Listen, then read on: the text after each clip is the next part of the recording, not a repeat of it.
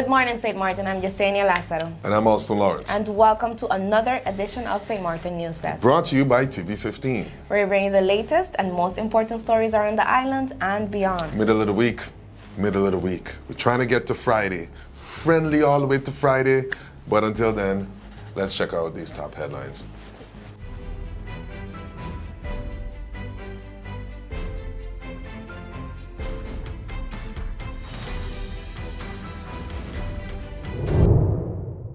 Following the May 14th fire at Point Blanche Prison, the Ministry of Justice has clarified steps taken to ensure safety, transparency, and inmate rights during the ongoing recovery. 6 inmates were transferred to Bonaire, others to Simpson Bay and Phillipsburg. Families were informed in advance, with most able to visit before transfers. 1 inmate only had a phone call due to family issues. The ministry refuted claims of 24/7 confinement, noting all inmates have daily outdoor access. Recreation was paused early on, but resumed last week, including religious services, music, and sports. In-person visits remain suspended due to space constraints, but scheduled phone calls can now allow family contact. These measures follow Article 32 of the prison regulation, which permits temporary restrictions for safety. Rights are reviewed every 72 hours. Cleanup is complete and electrical repairs are underway. The ministry, with UNOPS, is following a phased recovery plan and limiting public details for safety. A broader prison upgrade begins in 2025, focused on rehabilitation. New facilities will support education, healthcare, family visit, workshops, and recreation, aiming to modernize the prison with human rights in mind. TEAT Minister, the Honorable Grisha Heilige-Martin, invites the public to a town hall meeting on Friday, June 6th at 5:30 p.m. at the government building to discuss the Phillipsburg Beautification Master Plan. The plan aims to revitalize the capital through community input. Heilige-Martin says the project goes beyond beautification. It's about pride, culture, and creating a space for all. Since January, the ministry has consulted with the Phillipsburg Promotional Board, Indian Merchants Association, and SVOBE, SVOBA, Sundial School students, who helped collect data in key areas. The meeting will present updated designs and offer a chance for residents and business owners to share ideas and shape the final plan. The Dutch government has collapsed just 11 months after taking office, following a breakdown over far-right PVV leader Geert Wilders' controversial asylum demands. Wilders pulled his party out of the 4-party coalition on Tuesday morning, accusing partners of refusing to support his 10-point anti-migration plan, including deploying the army to secure borders and expelling Syrian refugees. No signature, no changes. PVV is leaving, he declared. Prime Minister Dick Schoof is expected to resign before the day ends. New elections won't be held until autumn. PVV ministers will step down immediately, unlike typical caretaker arrangements. Coalition leaders reacted with anger. BBB Caroline van der Plas called Wilders irresponsible. NSC's Nicolien van Vroonhoven called the move incomprehensible. And VVD leader Dylan Jessilhoff accused Wilders of sabotaging a right-wing majority for personal reasons. Opposition leaders welcomed the collapse. CDA's Henry Botenbal slammed the coalition as reckless, while D66 Rob Jetten said it was paralyzed by infighting and crisis. St. Martin Carnival 2025 received mostly positive reviews, with concerts and parades topping attendance and preference, according to the SCDF's post-event survey of 803 respondents. Experience ratings. 60.2% rated their experience good or very good, while only 7.2% rated it poor or very poor. Concerts 27.2% and parades 26.5% were the most attended and preferred events. Pageants ranked lowest in both categories. Top events like Buyong Night was the favorite concert, 30.1%, followed by Hitmakers at 21.1% and Flagfest at 20.5%. Latter night had the least support of 1.7%. The village atmosphere and food was rated as follows. 57.2% rated the village atmosphere was good or excellent. Food reviews were decent, with 44.3% calling it good and 10% excellent. High prices were a common concern when it comes to spending and value. Attendees spent an average of $182 to $490, mostly on show tickets, 39.8%, and food, 36.1%. Over half rated value for money as only fair. Suggestions and issues were as follows. Common complaints included youth intoxication, vulgarity in costumes and music, and high costs. Suggestions included extending show times, early artist announcements, a revived Carnival app, and a more inclusive season pass. Demographics and loyalty. Aged 36 to 55 made up of 43.7% of participants. An overwhelming 86.5% said they're likely to recommend Carnival to others, signaling strong brand loyalty. SCDF says the results will help shape Carnival 2026, marking its 55th anniversary, with public input guiding future improvement.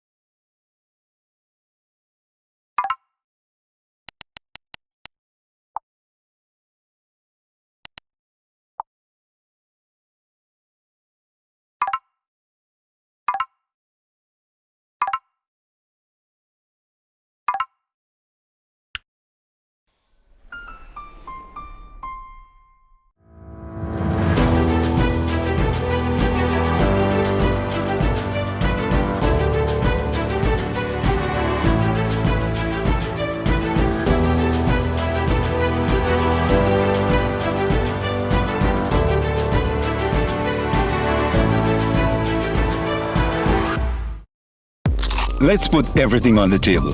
People always give their opinion, and you can either take it or crunch it. Let them judge. We give in to the most irresistible flavor. We devour every nugget that falls in our hands, especially when it's our crunchy fried chicken. And let the crumbs fly if needed. Let them keep judging. We'll keep indulging. KFC, it's finger-licking good. Hello, my people. Make sure you tune in to Sit, Sip, and Chat every Monday at 5 p.m. on TV15 and every Wednesday at 8:30 p.m. And make sure tune in to the Late Night Show with Andrew Dick from Monday to Friday at 10 p.m. with a repeat in the afternoon for no reason. In the afternoon, the Late Night Show at 3 p.m. Thank you, TV15. Thank you, TV15. Make sure tune in. Make sure tune in to the Late Night. And Sit, Sip, and Chat. Late Night. Member of Parliament Ardwell Edion has submitted a new initiative law to overhaul St. Martin's corporate tax system. The proposal introduces a tiered profit tax rate and incentives for job creation and workforce training. Under the plan, businesses earning 600,000 guilders or less annually would pay a reduced 15% profit tax, while others would pay 20%. This replaces the flat 34.5% rate currently in place. The law also includes 150% tax deductions for companies that formally employ staff and invest in accredited training aimed at boosting formal jobs and skill building. To balance this, certain deductions will be simplified or capped. The reform, scheduled for implementation on January 1st, 2026, also mandates annual impact reviews by the Finance Ministry. Edion stressed that tax policies must reflect the real needs of the economy and support small businesses. Finance Minister, the Honorable Marinka Gums, paid tribute to Mr. Cedric Corindongo on May 28 as he retired from Postal Services St. Martin, PSS, after 35 years of dedicated service. Speaking at an emotional farewell, Minister Gums, also a former PSS director, praised Corindongo's patience, humility, and unwavering commitment through decades of change. She recalled his daily professionalism and respectful attitude, calling his work ethic a rare and lasting example. Corindongo, known for taking on any task with grace, now looks forward to rest, travel, and family time. Both the Ministry of Finance and PSS thanked him for his legacy and wished him joy in retirement. Volunteer.sx, St. Martin's volunteer engagement platform, has launched a survey to gather insights from non-profit organizations about volunteerism and their use of the platform. Since December 2021, Volunteer.sx has connected about 3,000 volunteers, including students, seniors, and visitors, with dozens of registered nonprofits. The survey aims to improve services and better support the volunteer section. The 10 to 15-minute survey is open until June 13th and can be accessed at tinyurl.com/VSX survey. The St. Martin Development Fund and Forsey Foundation encourage all nonprofits to participate to help shape a stronger volunteer community. Two detailed studies on children's lifestyle habits and motor skills in St. Martin reveal concerning health trends. Presented by the EGO Foundation with partners including the Ministry of Public Health and the National Sports Institutes, the research assessed over 3,500 children from 17 primary schools. The block test showed 63% of children scored below average in motor skills, with younger kids performing better than older ones, likely due to academic pressure and lack of school facilities. The Child Monitor survey of nearly 1,900 parents highlighted habits around sleep, diet, oral hygiene, screen time, and physical activity. Key findings include 77% of parents consider their child healthy. 88% say their child is happy. Average sleep is 8.8 hours, though 21% of children have sleep troubles. Half of children drink 4 to 5 glasses of water daily. Sugary drink consumption is low. 79% eat breakfast daily. Fruit and vegetable intake is below the WHO recommendations. Most children brush their teeth twice daily. Sport participation is highest in swimming, soccer, and dancing. Screen time averages 3 hours per day, increasing with age. Parents express concern over limited safe play areas and stress the importance of schools promoting exercise, nutrition, and mental health. Project leader Jurian Otto urges action through awareness campaigns, healthier school meals, and daily physical activity breaks. Hey there, it's Mizzy with a Sunshine Report, straight out of Sunshine City, St. Martin, bringing you the warmth and the sunshine you need to kickstart your day. So let's dive into today's forecast and see how the skies are treating us.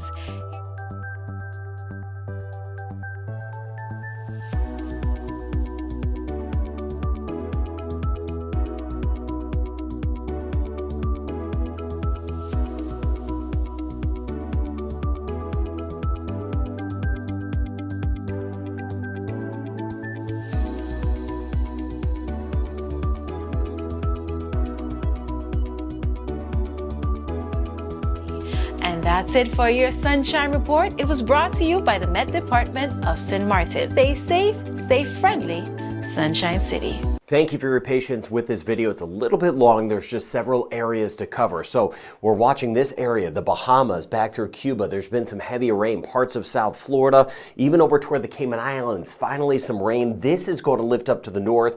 This front back here, which will produce severe weather, is going to draw this area up toward the Carolinas. Some development is possible out of this spot. This is just one of a few areas we are watching. Now, most of the models do not have this becoming a tropical storm, but it's very small. It's going to be a small area. Sometimes these are sneaky little systems that the models kind of can't see. They don't get a good handle on them. Again, they're computers. There's a lot of errors in them, and that's why I watch these areas. The American, European, Canadian don't have it as a tropical storm, but they all do see a circulation, which I want to show you. I want to show you the winds in this.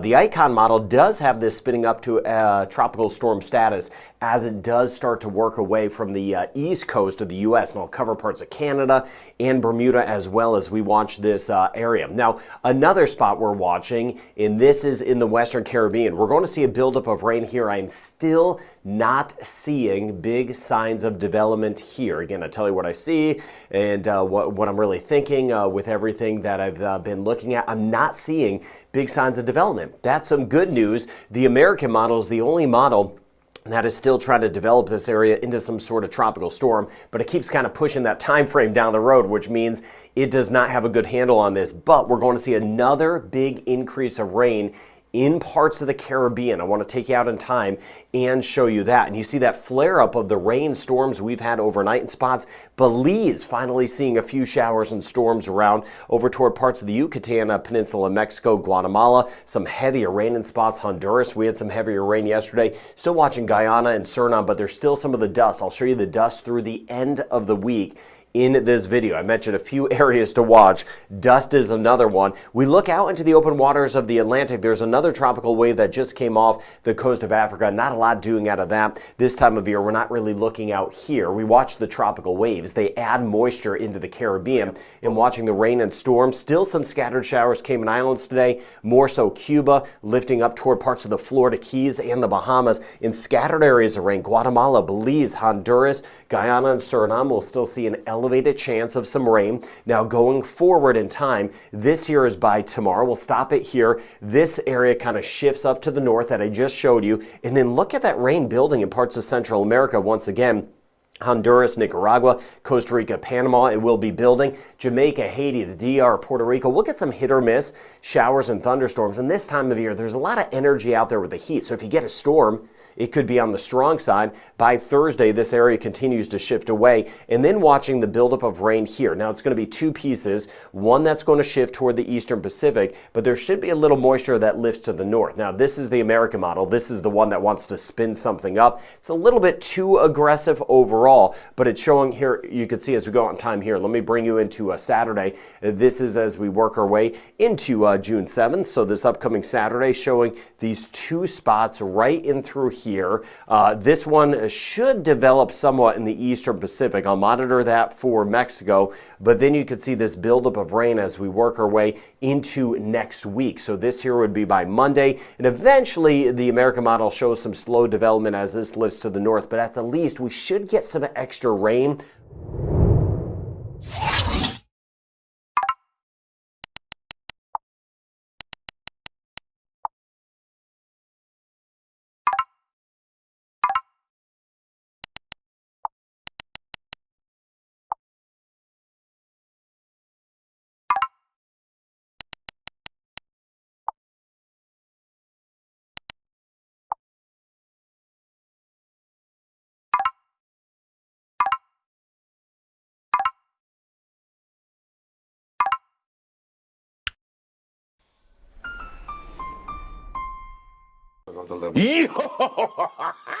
What is it? Guess what? I got an idea. It's amazing. You see how we have the link sharing all everywhere? QR link, the yeah. QR link? Yeah. Raw Caribbean Channel app. Yeah. You're welcome. Put it in the back. But it's not an app though. It's not an app. App you have to like download something to get it on your phone, take up space. It's not an app. It's like an app. Therefore, it can be an app. So, it's an app. Raw Caribbean TV app. Say it with me, Al. Come on. It's not an app though. All you gotta do with that, it's a link. You take the link, you hit the bookmark, you say add to home screen, and so it shows up like an app icon.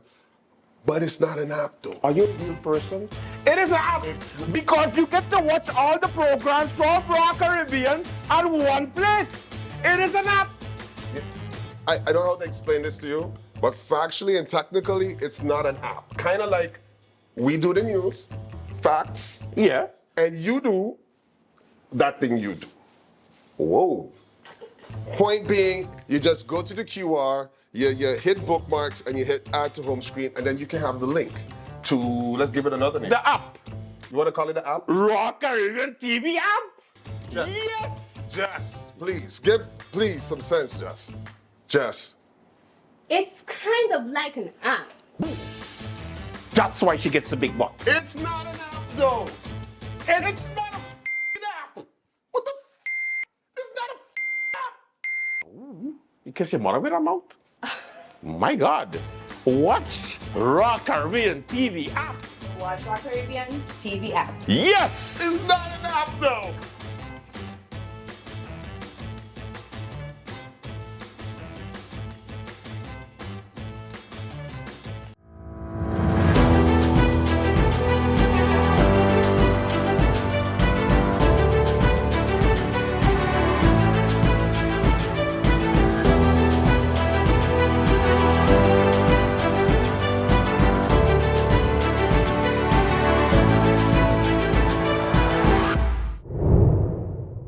St. Martin Carnival Development Foundation, known as SCDF, has officially opened its sponsorship window as part of preparations for the historic 55th anniversary of St. Martin Carnival in 2026.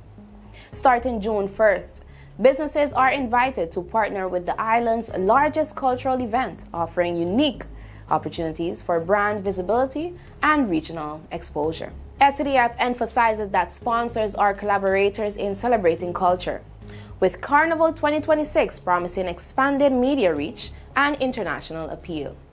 Interested organizations can contact SCDF at info@sxm-carnival.com to explore tailored sponsorship packages. Meanwhile, the expression of interest (EOI) period for hosting concerts nights during Carnival 2026 has closed, and submissions are under review. Final agreements with selected hosts are expected by July. SCDF assures a transparent and competitive selection process, noting strong interest and growing enthusiasms for the event. The foundation invites the community to join in making the 55th Carnival bigger and bolder than ever.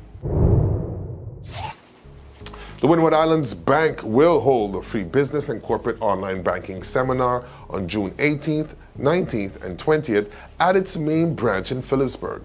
This seminar aims to help business owners and corporate clients maximize WIB's digital platforms, business online banking, and WIB Direct Corporate. Participants will learn about platform benefits, making payments, secure payroll uploads, and tools for easier account management and approvals. Whether managing a small or large business, attendees will gain insights to streamline operations and improve financial control. Space is limited, so early registration is encouraged via the QR code in WIB's official announcements. In May, the Still Beautiful, Positive, and Electrolytes Foundations celebrated the second anniversary of the Breast Cancer Support Group, a growing community of survivors, fighters, and allies. On May 28, about 20 participants gathered for a sip and paint event at Inspired Selfie in Cold Bay, sharing creativity and connection. Since its start, the group has addressed topics like diagnosis, mental health, nutrition, body image, and survivor stories. Member Lilette Freedom called it more than a support group. It's a sisterhood.